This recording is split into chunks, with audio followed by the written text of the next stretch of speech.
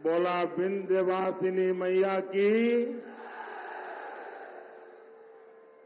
हर हर महादेव।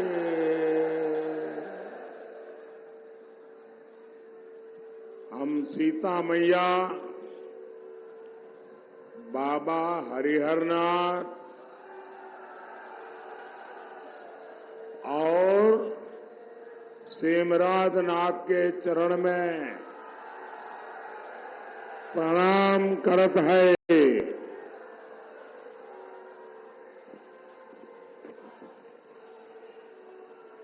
आज सीता नवमी के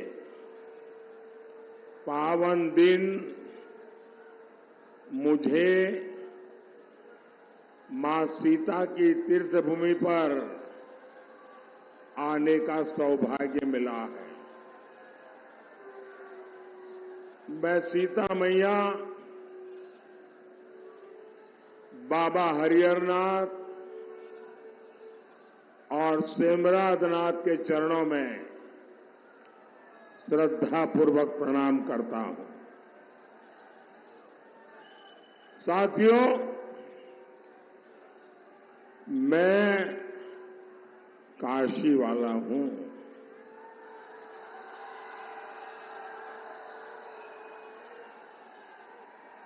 और काशी वालों के लिए तो भदोही अपना ही घर है। मुझे पक्का विश्वास है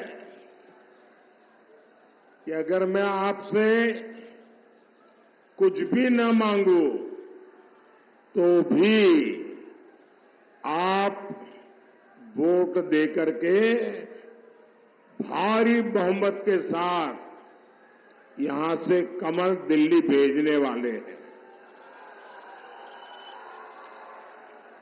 लेकिन मैं आज आपके पास आया हूं आपके आशीर्वाद मांगने के लिए।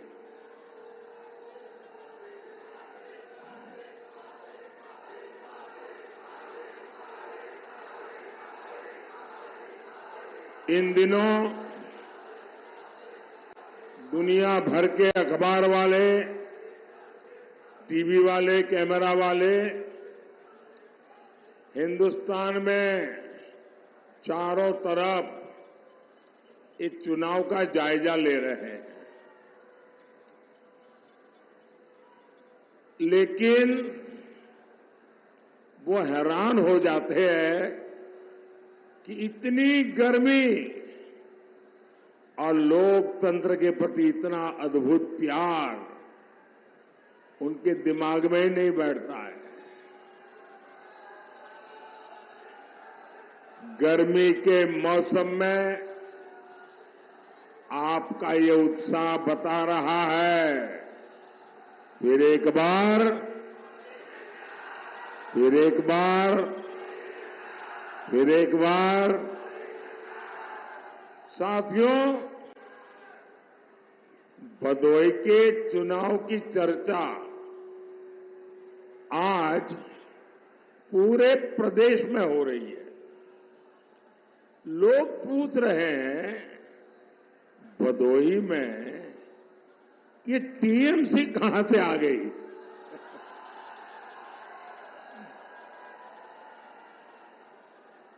कांग्रेस का तो पहले से ही यूपी में कोई वजूद नहीं था। सपा भी मान चुकी है कि इस चुनाव में उसके लिए कुछ भी बचा नहीं है। सुपड़ा साफ हो गया है। इसलिए भदोही में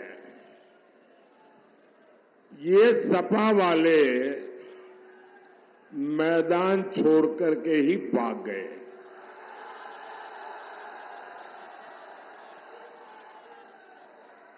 साथियों, भदोही में सपा कांग्रेस के लिए जमानत बचाना भी मुश्किल हो गया। इसलिए ये भदोही में सियासी प्रयोग कर रहे हैं। आप जानते हैं इनका ये प्रयोग क्या है? ये यूपी में बंगाल की टीएमसी राजनीति का ट्रायल करना चाहते हैं। आप जानते हैं टीएमसी बंगाल में कैसी राजनीति करती है? न्यूज में, टीवी पर आपने जरूर देखा होगा।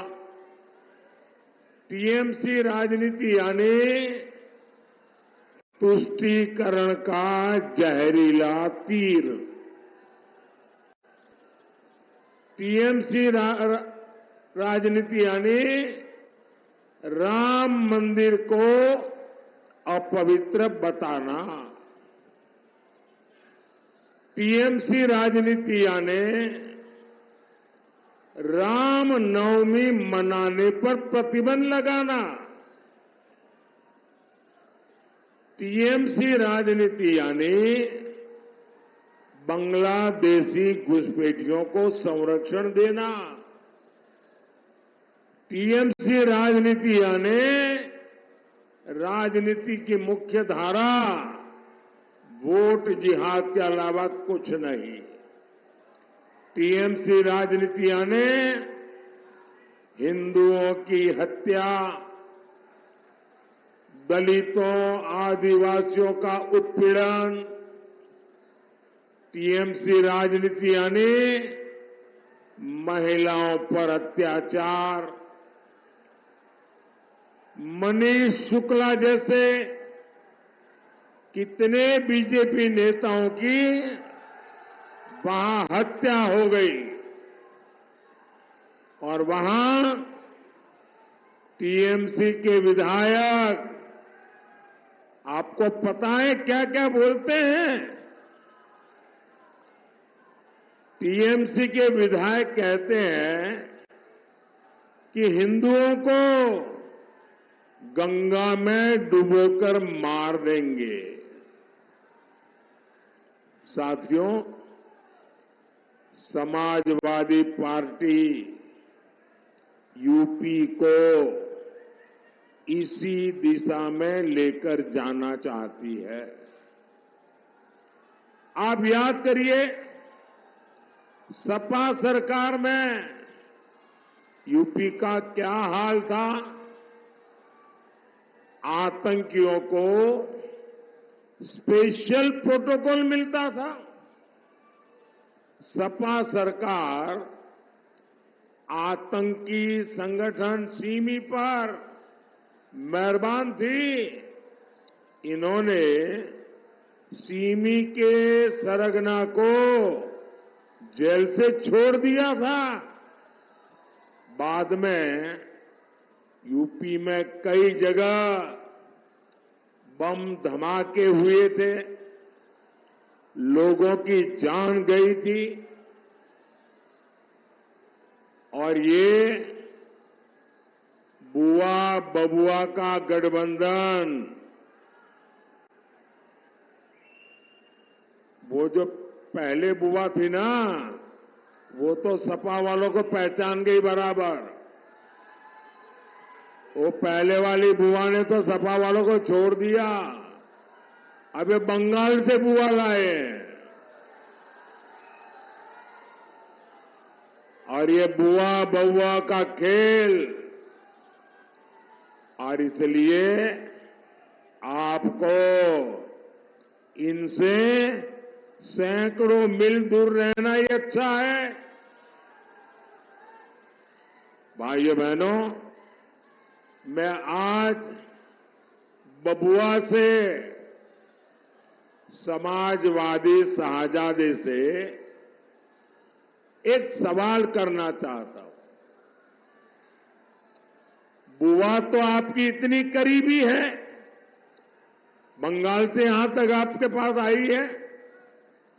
कभी आपने आपकी नई बुआ को पूछा कि वो बंगाल में यूपी बिहार वालों को बाहरी क्यों कहती है?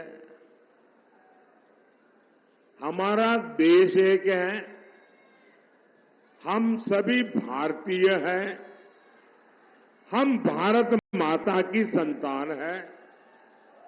फिर बंगाल में जाने वाले यूपी के लोगों को टीएमसी गाली क्यों देती है? जरा बबुआ अपनी बुआ को जरा पूछ तो लो। और गाली देने के बाद यहां यूपी में आकर यूपी से ही वोट भी मांगती है। यूपी के लोगों को टीएमसी सपा ने क्या समझ रखा है? साथियों, टीएमसी सपा का वो कौन सी चीज है इनको जोड़ती है? तो उनको जोड़ने वाली एक ही चीज है, वो है तुष्टीकरण। तुष्टीकरण के ये ठेकेदार भारत की पहचान बदलना चाहते हैं। ये वही लोग हैं जो कोर्ट में भगवान राम को काल्पनिक बताते थे। इनके समय में अयोध्या की सड़कों और घाटों की क्या दशा हुआ करती थी। बनारस में घाटों और गलियों की क्या दशा होती थी। मुझे बताइए, ये दुर्दशा देख करके आपको पीड़ा होती थी कि नहीं होती थी? जरा पूरी ताकत से बताइए, आपको पीड़ा होती थी कि नहीं होती थी? क्या सपा वाले, कांग्रेस वाले, टीएमसी वाले क्या कभी भी मंदिर बनने देते क्या? मंदिर बनने देते क्या? आज भव्य राम मंदिर हमारी आंखों के सामने है।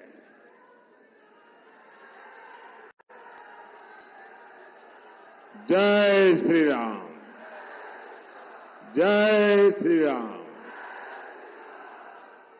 आपको अब रामलला जी टेंट से निकल करके भव्य मंदिर में गए, आपको गर्व होता है कि नहीं होता है?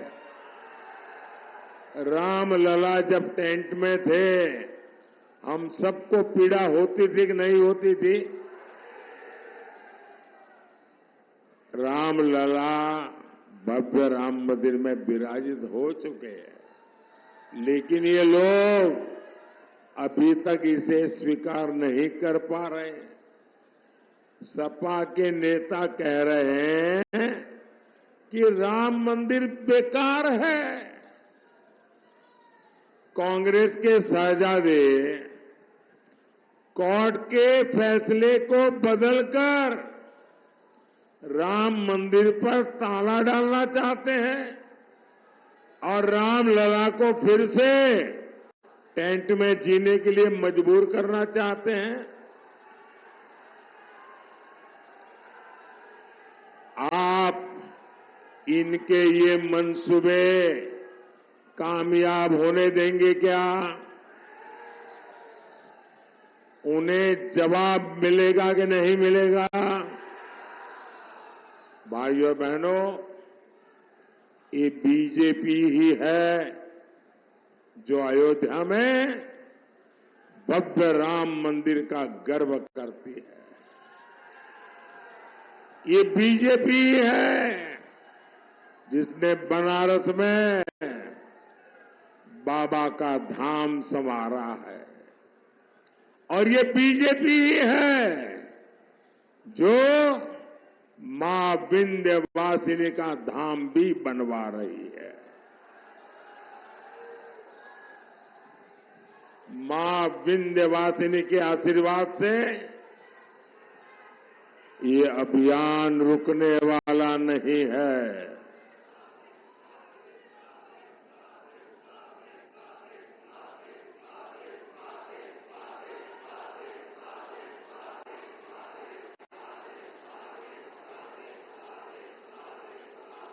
साथियों, बीजेपी ने दिन रात मेहनत करके यूपी की छवि बदली है। आज यूपी की पहचान एक्सप्रेस वे से हो रही है। यूपी में 6 एक्सप्रेस वे हैं, 5 नए और एक्सप्रेस वे बन रहे हैं। यहां भदोही में ही आप देखिए, बनारस से हंडिया तक 6 लेन बन चुका है। भदोही रिंग रोड फेज 2 का काम भी हो रहा है। मछली शहर से बनारस तक नेशनल हाईवे का काम हो रहा है। 2017 तक यूपी में केवल 7 एयरपोर्ट थे। आज यूपी में 17 एयरपोर्ट है, 17।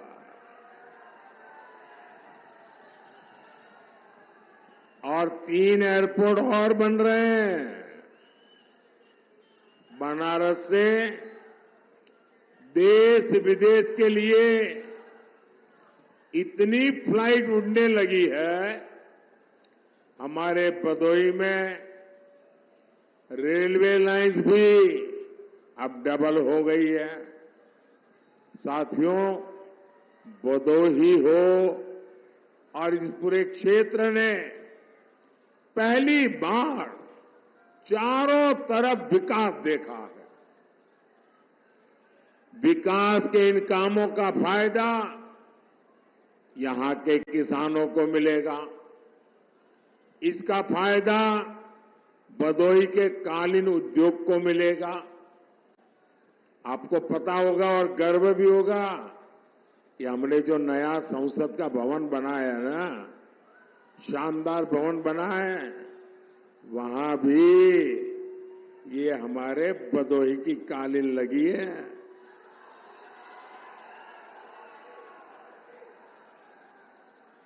भदोही की कालीन को one district one product, ODOP, one वाली पुलिस में ऊपर रखा गया है। भाइयों बहनों, बीजेपी सरकार में वन डिस्ट्रिक्ट वन प्रोडक्ट योजना बहुत तेज गति से आगे बढ़ रही है।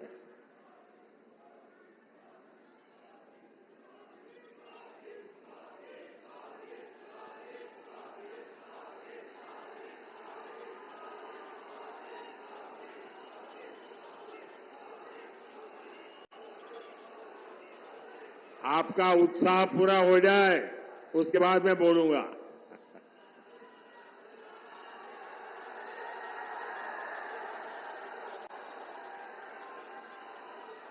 साथियों, मैं सच में कहता हूं, जब रात को बिस्तर पे जाता हूं ना, तो मुझे दिन भर आप लोगों के चेहरे याद आते हैं। जो दिन भर मैंने देखा है, वो रात में एक के बाद एक घटना मेरे सामने, और मैं देखता हूं कितना प्यार, कितने आशीर्वाद, अबाल वृद्ध सभी, बच्चे, बूढ़े, माताएं, बहनें, भाइयों बहनों, ये ईश्वर कृपा के बिना संभव नहीं है।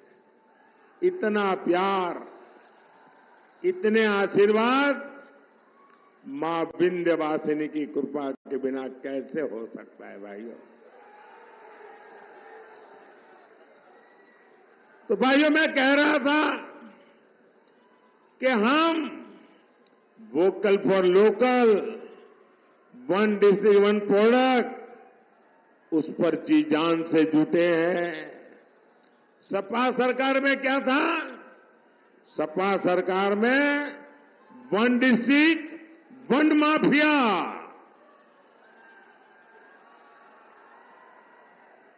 हर डिस्ट्रिक्ट का अलग माफिया, हर डिस्ट्रिक्ट में अलग माफिया का साम्राज्य, हर जिले इन लोगों ने एक एक माफिया को ठेके पर देके रखा था।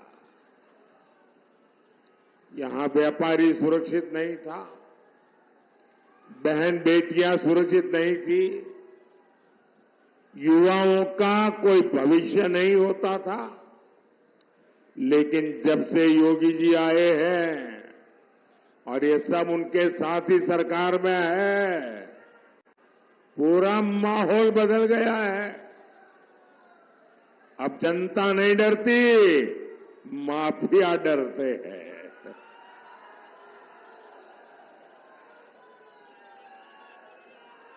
साथियों, सपा कांग्रेस जात पात के नाम पर गांव, गरीब, मजदूर, किसान का वोट लूट लेते थे।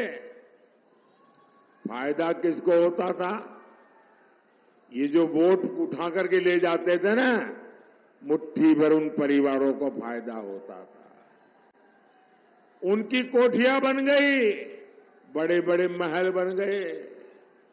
उन्होंने किसी गरीब का मकान कभी नहीं बनाया, कभी किसान को कोई फायदा नहीं मिला। हमारी माताओं बहनों की चिंता पहले किसी सरकार ने की है क्या? गरीब की चिंता, गरीब का बेटा जब प्रधान सेवक बना, मेरे लिए सबसे बड़ा काम है गरीब को गरीबी से बाहर निकालना।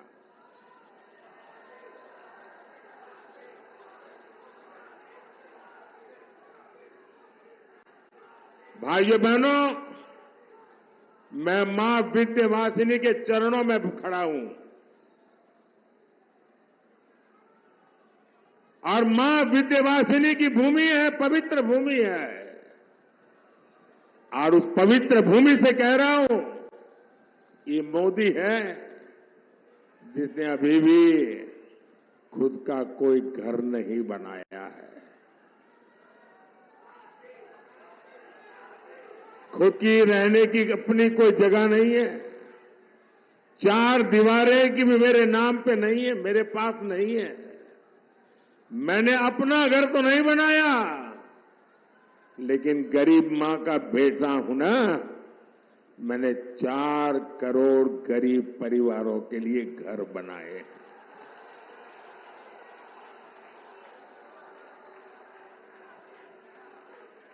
मोदी ने देश में 14 करोड़ घरों तक पाइप से पानी पहुंचाया है। और जब मैंने पाइप से पानी पहुंचाया ना, मतलब वो एक सिर्फ पाइप नहीं है, मैंने उन माताओं बहनों की पीढ़ियों की मुसीबतों को खत्म किया है। तब जाकर के माताएं बहनें आशीर्वाद देती। यूपी के 2.25 करोड़ परिवारों को इसका लाभ मिला है। हमने हमारी माताओं बहनों के लिए शौचालय बनवाए और यूपी ने तो मुझे बताया कि मोदी जी हमारे लिए शौचालय नहीं, हमारे लिए तो इज्जत घर है। और बाद में तो मैं देश भर में कहने लगा कि इज्जत घर कहते हैं हमारे यूपी के लोग। मैं उनकी तकलीफ जानता था। उन्हें धुएं से आजाद करने के लिए मुफ्त गैस सिलेंडर दिए। आज 80 करोड़ लोगों को मुफ्त राशन मिल रहा है। भाइयों बहनों, ये हमारे किसान मोदी के आने के बाद अनाज पैदा करने लगे क्या? मोदी के आने पहले भी तो धान पैदा करते थे ना, अनाज पैदा करते थे ना। ये सोनिया जी की एक रिमोट वाली सरकार चलती थी मेरे आने के पहले। उनको पूछा, सुप्रीम कोर्ट ने कहा कि गरीबों को अनाज दे दो मुफ्त में। उस समय के प्रधानमंत्री ने कहा नहीं, हम गरीबों को एक रत्ती भर भी अनाज नहीं दे सकते, हम इतना बोझ नहीं वहन सकते हैं। वो गरीबी क्या जाने, ये जब आपका बेटा, आपका सेवक जो गरीबी को जी कर आया था बैठा ना, 80 करोड़ लोगों को मुफ्त राशन पहुंच रहा है। क्योंकि मेरे मन में एक ही भाव है कि गरीब का चूल्हा जलता रहना चाहिए, गरीब का बच्चा भूखा नहीं रहना चाहिए। और मैं गारंटी देता हूं, आने वाले 5 साल भी ये मुफ्त राशन मिलता रहेगा। यूपी में 2.5 करोड़ से ज्यादा किसानों को किसान सम्मान निधि के 70,000 करोड़ रुपए मिल चुके हैं। 70,000 करोड़ रुपए। मोदी के काम क्या है ये आप सब जानते हैं ना। और इसलिए मैं काम गिनाने नहीं आया हूं, अगले 5 वर्षों में और क्या होगा उसकी मैं आपको गारंटी देने आया हूं।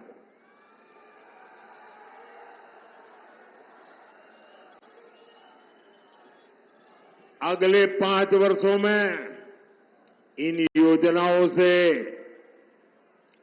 एक भी गरीब छूटेगा नहीं। और आप मेरा एक काम करेंगे। क्यों चुप हो गए? अभी तो बहुत नारेबाजी कर रहे थे। मेरा एक काम करेंगे, जरा हाथ ऊपर करके बताइए, करेंगे? अभी आप गांव-गांव जाते होंगे, अलग अलग मोहल्ले में जाते होंगे, दूर-दूर इलाकों में जाते होंगे, कहीं पर भी ऐसे परिवार आपकी नजर में आए जो अभी कच्चे घर में रहते हैं, झोपड़ी में रहते हैं, कोई परिवार ध्यान में आए जिसको नल से जल की योजना का लाभ नहीं मिला है, तो आप उनके नाम पते लिख करके मुझे भेज देना और उनको बता देना कि मोदी जी है ने हमको भेजा है। जब 4 जून के बाद मोदी जी नई सरकार बनाएंगे, उसके बाद जो घर बनेंगे, आपका घर पक्का है उसमें बता देना। ये मोदी की गारंटी है, बता देना। और मेरे लिए तो आप सब मेरे मोदी है, आप ही मोदी है। साथियों, मैं जब आपको इतना तवज्जो दे रहा हूं तो इसके पीछे मैं अपनी ताकत लगा दूंगा। 3 करोड़ नए घर बनाऊंगा, 3 करोड़, कोई रह न जाए। भाइयों बहनों, मेरी एक और बड़ी इच्छा है और मैं इसके पीछे लग गया हूं। मेरी इच्छा है, जो सामान्य जीवन जीने वाली हमारी माताएं बहनें हैं, ऐसी 3 करोड़ बहनों को, 3 करोड़ बहनों को मैं लखपति दीदी बनाऊंगा। भाइयों बहनों, मैं आपकी भी एक चिंता कम करना चाहता हूं। बताऊं? आपकी एक चिंता कम करना चाहता हूं, बताऊं? आपकी इच्छा हो तो करूं, नहीं तो नहीं। बताऊं? देखिए, आजकल हर परिवार में बुजुर्ग माता पिता होते हैं, या दादा दादी होते हैं, या चाचा चाची होते हैं, या नाना नानी होते हैं। हर परिवार में 70 से ऊपर की आयु का कोई न कोई तो बुजुर्ग होते ही होते हैं। अब जो बेटा कमाता है या जो बेटी कमाती है, उसको अपने मां बाप की तो चिंता करनी होती है जो बुजुर्ग है, और अपने बच्चों की भी चिंता करनी होती है। और उसमें भी बुजुर्ग को 70 साल के बाद छोटी मोटी बीमारी तो आ ही जाती है। लेकिन मानो कोई बड़ी बीमारी आ गई तो वो बेटे बेटी जो कितनी मेहनत करे, न बच्चे संभाल पाते हैं, न माता पिता की सेवा कर पाते हैं। तो मैंने एक काम तय किया है, आपका बोझ कम करना। जो बेटे बेटी कमाते हैं और जिनके घर में 70 से ऊपर की आयु के लोग हैं, आपकी चिंता मुक्त करने के लिए मैंने तय किया है कि आपके परिवार में कोई भी, आपके इलाका का कोई भी जो भी 70 साल के ऊपर का होगा, अगर वो बीमारी में है तो अब उनके बेटे बेटी को इलाज का खर्चा नहीं करना पड़ेगा, वो आपका बेटा मोदी करेगा। आपके माता पिता की सेवा वैसे ही मैं करूंगा जैसे आप करते हैं। और ये मोदी की गारंटी है। साथियों, मोदी ये सब कैसे कर सकता है? मोदी ये सब कर सकता है आपके वोट की ताकत से। मोदी के साथ आपके वोट की मजबूती बनी हुई है। 25 मई को आपका वोट केवल मेरे अनन्य साथी डॉक्टर विनोद कुमार बिंद को, और जब आप वोट देंगे ना विनोद जी को, तो वोट सिर्फ उनको नहीं जाएगा, वो मेरे खाते में आ जाएगा। तो विनोद जी को भारी मतों से जिताएंगे, विजयी बनाएंगे, एक कमल दिल्ली से भेजेंगे। अच्छा, मेरा एक काम करोगे? जरा हाथ ऊपर के बताओ, करोगे? सबके सब बताइए, करोगे? अच्छा, ऐसा करना, यहां से जाने के बाद ज्यादा से ज्यादा घरों में जाना, ज्यादा से ज्यादा परिवारों में जाना, और जाकर के कहना कि अपने मोदी जी आए थे, मोदी जी ने आपको प्रणाम भेजा है। मेरा प्रणाम पहुंचा देंगे, हर परिवार में मेरा प्रणाम पहुंचा देंगे।